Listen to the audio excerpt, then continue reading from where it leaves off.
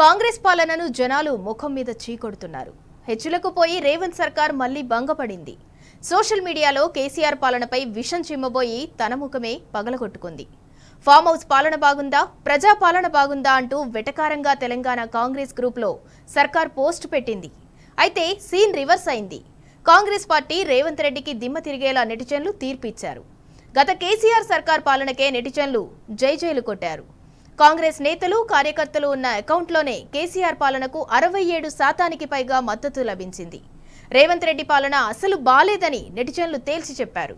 కాంగ్రెస్ పాలన 33% మంది బాలేదని రిజల్ట్ రావడంతో తేలుకుట్టిన దొంగల్లా కాంగ్రెస్ పార్టీ పరిస్థితి నెలకొంది. దీంతో కాంగ్రెస్ పార్టీపై సోషల్ మీడియాలో ట్రోల్స్ ట్రెండ్ అవుతున్నాయి. సూర్యుడి లాంటి కేసీఆర్ పాలనపై ఉమ్మివేయాలని చూస్తే కాంగ్రెస్ మొహం పైన పడిందంటూ జనం ఏకిపారేస్తున్నారు.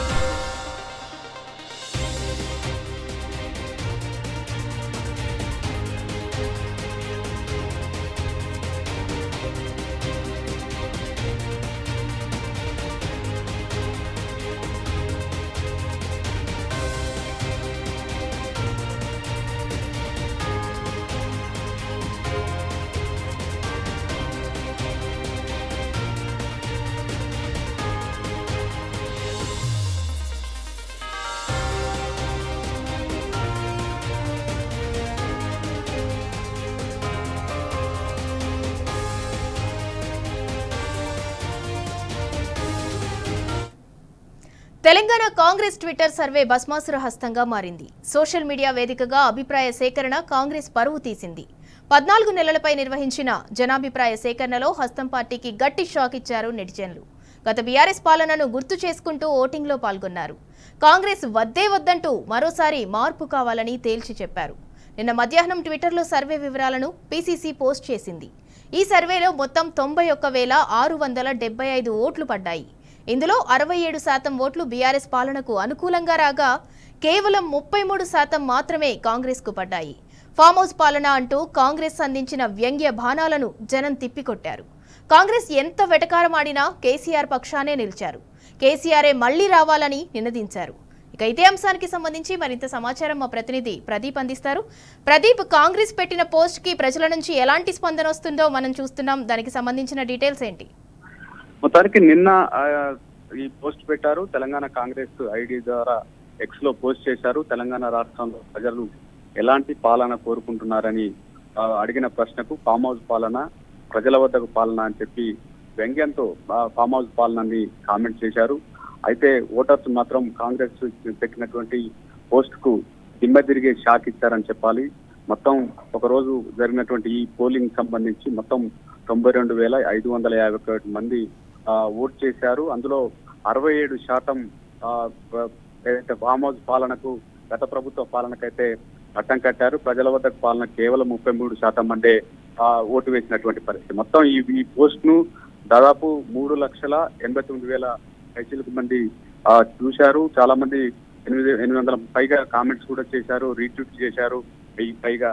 అయితే మొత్తానికి కాంగ్రెస్ కు ఊహించని షాక్ అయితే కలిగిందని చెప్పాలి. ఏదైతే పెద్ద ఎత్తున నెటిజన్లు ఏదైతే సోషల్ మీడియా వేదికగా కాంగ్రెస్ ప్రభుత్వానిపై ఏదైతే పోల్ ద్వారా బుద్ధి చెప్పారని చెప్పి చెప్తున్నటువంటి పరిస్థితి. మొత్తానికైతే ఏదైతే ఇప్పటికే రూరల్ ఏరియాలో కూడా కాంగ్రెస్ ప్రభుత్వంపై తీవ్ర వ్యతిరేకత ఉంది, ఉద్యోగుల్లో వ్యతిరేకత ఉంది. అనేక వర్గాల్లో ఈ 14 నెలలకు సంబంధించి 420 హామీలు ఇచ్చారు. నేటికి 420 రోజులు అవుతా ఉంది.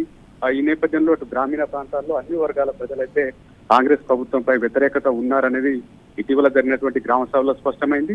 తాజాగా సోషల్ మీడియా వేదికగా వారు సొంతగా పెట్టుకున్నటువంటి పోస్ట్ ద్వారా కూడా ప్రజలు ఏమనుకుంటారు అనేది స్పష్టమైనటువంటి పరిస్థితి అయితే ఉంది. అటు ఈ పోల్ పెట్టడం పైన కూడా కాంగ్రెస్ లో తీవ్ర చర్చ జరుగుతా ఉంది. ఎవరు పెట్టారు, ఎందుకు పెట్టారు అనేది కొంత కాంగ్రెస్ హైకమాండ్ కూడా సీరియస్ అయినట్టుగా తెలుస్తా ఉంది.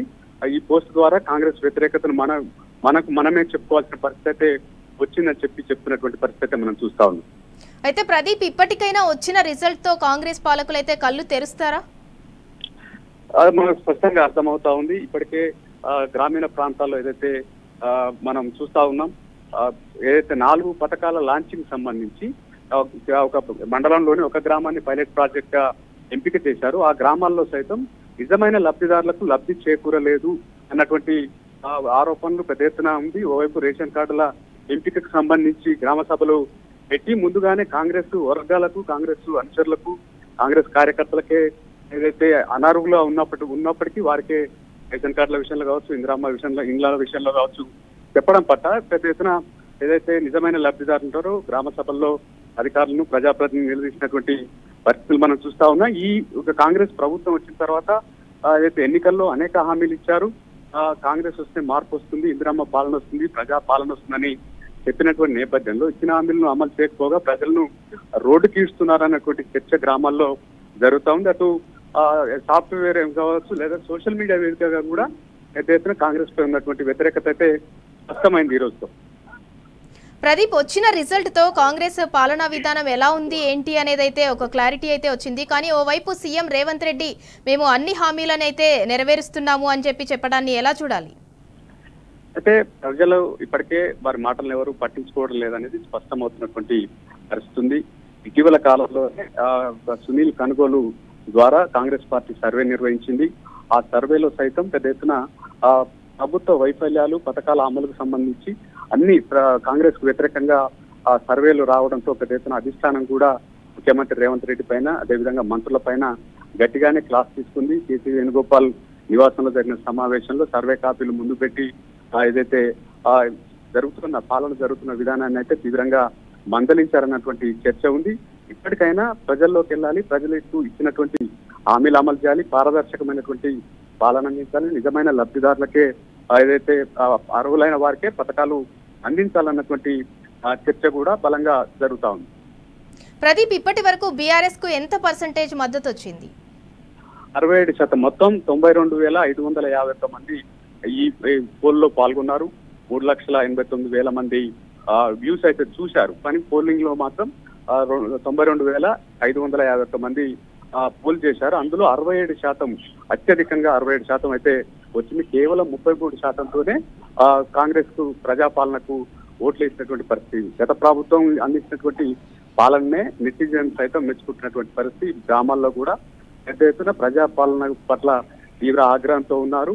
ఇది కేవలం టైం పాస్ చేస్తా ఉన్నారు, మళ్ళీ పథకాలకు దరఖాస్తు చేయించుకుంటున్నారు, పథకాలు అయితే అమలు చేయడం లేదని అంత ఆగ్రహం అయితే క్షేత్రస్థాయిలో ఉంది. రైతన్నలు రోడ్డుకు ఎక్కుతున్నారు. నిత్యం తెలంగాణలో ఆందోళన జరుగుతున్నటువంటి పరిస్థితి అయితే మనం చూస్తా ఉన్నాం. గత ప్రభుత్వం 10 ఏళ్ల కాలంలో దేశంలో ఎక్కడా లేని సంక్షేమ పథకాలను అమలు చేసింది. ముఖ్యమంత్రి కేసీఆర్ ఎన్నికల్లో ఇచ్చిన హామీలే కాకుండా ఇవ్వని హామీలు, అనేక హామీలు ప్రజలకు అమలు చేసినటువంటి పరిస్థితి. ఈ నేపథ్యంలో చాలా వరకు తెలంగాణలో జరిగినటువంటి ఏదైతే సంక్షేమాన్ని ఇతర రాష్ట్రాలు, దేశం, కేంద్ర ప్రభుత్వం సైతం కాపీ కొట్టినటువంటి పరిస్థితి అయితే మనం గమనించవచ్చు. ఈ నేపథ్యంలో గత ప్రభుత్వం ఇచ్చినటువంటి ఏదైతే పాలించినటువంటి విధానాన్ని పెద్ద ఎత్తున తీవ్ర స్థాయిలో చూడడంలో ఎక్కడ నలుగురు భూమి కూడితే గత ప్రభుత్వ పాలన విధానాన్ని, ఇప్పుడు జరుగుతున్న పాలన విధానం మీద తీవ్ర చర్చ అయితే చేస్తుంది. కేసీఆర్ పాలనే బాగుందన్నటువంటి చర్చ అయితే ఎక్కడికక్కడ జరుగుతున్నటువంటి పరిస్థితి.